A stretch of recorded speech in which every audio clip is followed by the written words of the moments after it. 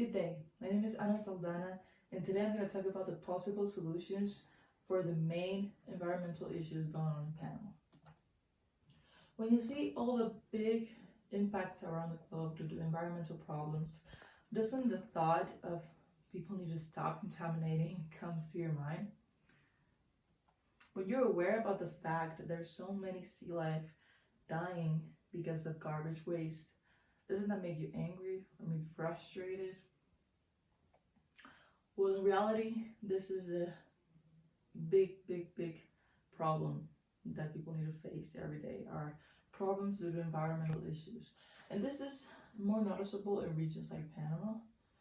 And we can see that in lack of water, lack of good quality of soil, among a lot of others. So what are the big problems going on in Panama? Just to let you know, I am from Panama and I have seen a lot of these problems myself. So the big thing here is, first of all, the big inequality in the society, and second of all, the environmental lack of education. So in the country of Panama, there is a very small percentage of people who are more privileged than the rest of the country. They have a very high profit in the salary, and the rest of the people have a very poor salary or life quality. What does this tell you? This tells you that the government thinks a lot more of the profit than the welfare of the entire country.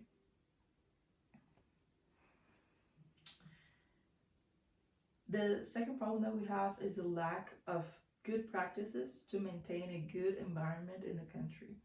We have people who throw water to the river and clog it. We have people who burn very toxic materials, that the gases are very toxic for the air. And we have people who even burn very large regions for crops, for land, to cattle ranch, and for mines. These are the big contaminants, and we can see the amount of land that is used in this wood to produce these things, the food in this case, and in the mines. But the thing is not the service, is that they need to compensate for the deforestation and for all the contamination of the runoff in the case of the agriculture, and in the case of the minery for the water contamination of when they wash the copper in the lakes, that the water cannot be used anymore. All these things, they need to compensate for that, and they don't. The government doesn't care for them to do all the restrictions that they have to do to maintain a good balance in the environment. So we can see that this has a lot to do with the support the government gives. So what are the possible solutions for these problems? So we have the creation of environmental organizations that support the cause. And for this cause to be actually a big impact, we need government support. But how do we create people that are aware that they need to help, that they need to invest their time in taking care of the environment and in fighting for the rights of the environment? We need to teach them. We need to give them information. People, since they're children, they need to start to knowing the impact of not caring, of having malpractices. They need to know what the consequences are of these decisions, because maybe before it was thought that we needed to have a more profitable education dedicated for people to make money, but this has only led for people to have a total disregard of the environmental problems around them. These organizations are going to be volunteering in the cleaning of a lot of the main points of contamination in the country, and they're also going to be making proposals for the government for them to take action. Together we can do a lot.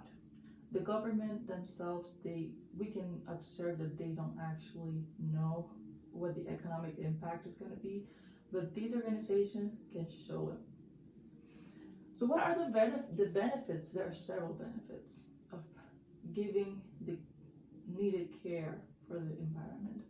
So the economic benefits could be, well, the resources are already there. We just need to get them to our homes. But if in the way they're contaminated, we're gonna have to pay more for a way to cleanse those resources. So the government is gonna tax you more if they need to cleanse that. If they need to cleanse your water, your food, that is gonna be an extra cost for you. Also, we have health benefits. These are the most clear benefits because you want your food to be clean when it gets to your table. You want your air that you breathe to be clean because you don't want respiratory diseases. So you need to take care of the environment for that. And the maybe a little bit selfish benefit, but also very important, is the historic relevance you're going to have among your community. Because if you make this change, your name is going to be around. You're going to have contacts. You're going to have people that know who you are. And this is something that will give you more power to do more things for yourself and for your community. So we can say that this is a very important topic to fight for because it is not about me. It is not about my own interest. It's about the community as a whole, because at the end of the day, what you do today is going to impact what you do tomorrow. And if you don't think about tomorrow, then why are you working? What are you doing in the earth? You need to think about the future, and the future is good environmental care.